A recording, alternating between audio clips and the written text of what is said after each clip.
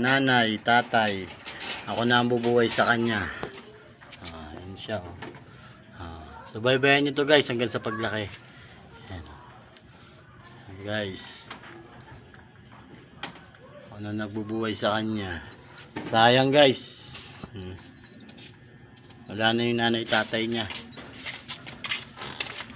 Guys. Patuka niya ito. Yan ang patuka niya. Mabubuhay yan guys, bubuhayin ko yan.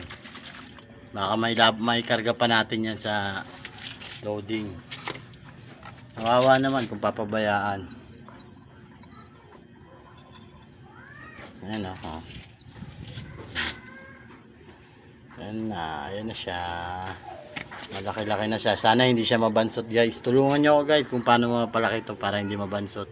Comment lang kayo sa link guys. Ayan na siya guys. Ayan yung mga kalapati namin guys. Puros may mga itlog. Ayan guys o. May itlog siya guys. Dalawa na. Ayan. Yung mga anak niya kinakarga ko. San Pablo na. Pero yun guys. May mga itlog yan guys. Ayan, dalawa rin itlog niya.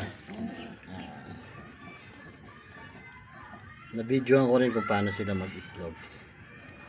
Sana guys, supportahan nyo yung page na to. Yun yung mga kalapate. Kasi yun, yung mga kalapate. Ayun yung tatlo. Ayan yung tatlo. Ayan yung kauwi lang. Galing loading yan kanina guys. Alas 9 dumating. Yung isang inakay namin hindi nakabalik. Ayan guys. So guys, tulungan nyo ako guys. Comment nyo sa akin kung paano mapalaki to. Tulungan nyo ako guys kung paano mapalaki to. Kawawa naman guys kung papabayaan.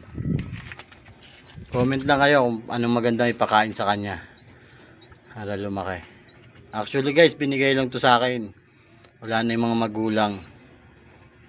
Nakita raw ng isa nating kakalapatits na pinaglalaruan nila ng mga bata, kaya kinuha niya, binigay niya sa akin. Naawa naman ako guys, pero bubuhayin natin to. Tulungan nyo lang ako guys kung ano yung dapat magandang ipakain dito, kasi bobombitin lang to guys yung gagamitin ko sa kanya guys. Actually ang pinapakain ko sa kanya guys yung 4 plus. Kung maganda ba yon, comment kayo guys, comment. Salamat.